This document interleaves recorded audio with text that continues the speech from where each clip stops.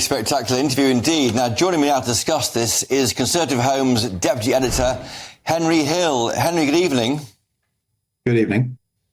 Did you hear Arron Bank there, Henry? He's saying there that the Farage factor could pull 10 Tory MPs across to Reform UK if Farage decides to take a leading role in the party. I did hear him.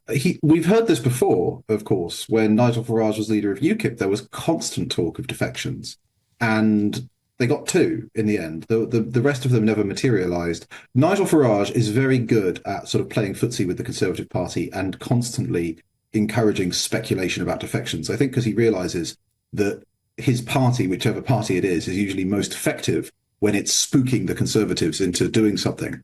I think the challenge for Reform is that whilst it is true that Nigel would lift their performance and that would potentially tempt some Conservative MPs, especially given the party's dire state in the polls, Reform, unlike UKIP, doesn't have a ground machine. It doesn't have an activist base. It has no track record of posting significant electoral victories. It's only ever managed to get a double-digit vote share in 2 by-elections. And so you're joining a much less convincing ship than UKIP was a few years ago. And given that UKIP only managed to get 2 defections, it would be interesting to see how many Tory MPs really thought that they would have a better chance of holding their seat as a Reform candidate without access to Conservative money and potentially with hardly any activists on the ground. It's all about data, isn't it? So we certainly found when I was covering UKIP in previous jobs that they had no idea where their voters were, whereas the established parties do know where their voters and supporters are, and they can go and knock them up again and get the vote out. Yeah, absolutely right. If you defect, you don't take your data with you. You also probably don't take many of your activists with you, you know, those ground troops who do most of the work. Even when UKIP had lots of activists, it had a persistent problem that they were really happy to leaflet. They would leaflet until they dropped dead in the street, but they didn't like canvassing. And canvassing is how you collect that all-important voter information. So that, I think, is the challenge. If Arron Banks or Nigel Farage says a Conservative MP is going to have a better chance of holding their seat as Reform, that claim is really that the Reform brand can do all the work, and I don't think that's the case. What do you think to Arron Banks' contention there that the 15 points that Reform UK hit last week, their highest, I think, in one of the polls, there's a lot of, he called it the hope factor in there, in the sense that people are almost banking on a Farage return, and if Farage ruled himself out and said, you know, I want Reform, or people who might vote Reform, to go with the Tories and try and prevent a Keir Starmer supermajority at the election, then that number might fall down quite a lot. It definitely might if Nigel went so far as to urge people not to vote Reform, although I don't think he'll do that. But it's certainly the case that Nigel would substantially increase Reform's chances. 1, because he is a standout campaigner, a really rare political talent. But 2, because unlike Richard Tice, he knows that the way that you win over wavering Tories is that you butter them up. Right? He was always very good at being like, well, the Conservatives, I wish the Conservatives left me. Whereas Richard Tice is always, we need to smash and destroy the Conservative Party, which is much less effective. But you are right.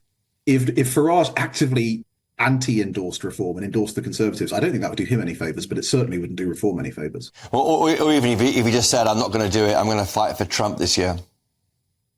Yeah, if that happened, Reform would suffer, partly because it would be a signal that he didn't really have all that much confidence in Reform. You'd think that given the party is polling as well as it is, that he would be interested in fighting that battle here in Britain. Yeah. And if his informed position as somebody who presumably knows Reform very well is that actually he'd much rather be overseas, that does tell voters something important about the real state of the Reform Party.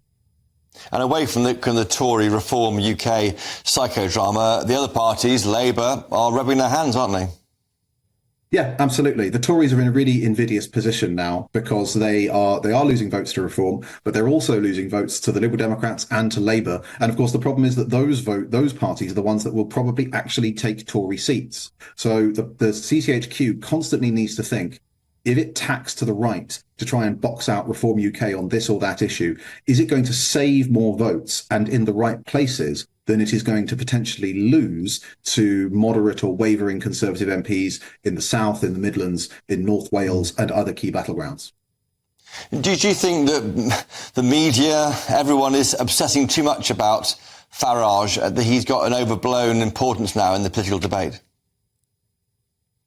Potentially, he has earned it. He is the single most important factor in the delivery of Brexit, and that can't be taken away from him. But I think that UKIP was so effective because UKIP had one ask, a referendum on the European Union, and Nigel Farage knew that the way to get that was to pressure the Conservatives into delivering it. And he was very, very good. UKIP was at its most effective when the Tories were changing policy to try and deal with UKIP. Reform is not in that position. It doesn't have a single clear ask. Richard Tice and the other leadership figures keep making it clear that they hate the Conservative Party and they're not interested in a deal. And that means that they don't have that ability to shape the debate in the same way. And also, UKIP came second in 100 seats in 2015. If we hadn't had the referendum on the European Union, they had a town hall presence, they would have become a substantial parliamentary force as a minor party. Reform has reset the clock on all that work. Yeah, and the branding is any good, Reform UK? I mean, the shades, I think, going back to Canada, I think, the Reform Party, but does it cut through for you? Not really. It's too vague. Also, Reform UK is slightly corporate. The Reform Party in Canada was called the Reform Party. Reform UK sounds like a lobby group or something like that. It's too vague. I think the problem for Reform is that their policies, when you actually drill down into them, are in the wrong place, right? The big gap especially as a vulnerability for the Conservatives, is those voters who they won over in 2019. It's voters in the Red Wall and other areas who still lean left or who are lean right on social issues and law and order, but do actually lean left on the economy. And what Reform offer instead, really, is they offer sort of reheated Thatcherite economics, because most of them are Tory defectors, and then a load of sort of self-indulgent Liberal Democrat-style constitutional reform, which is very obviously about just helping Reform win more seats. So their offer is miscalculated. And I think one thing Farage would do if he came in is he would give that a serious overhaul, because one thing he's very good at is finding hot button issues and putting his party on the right side of one or two.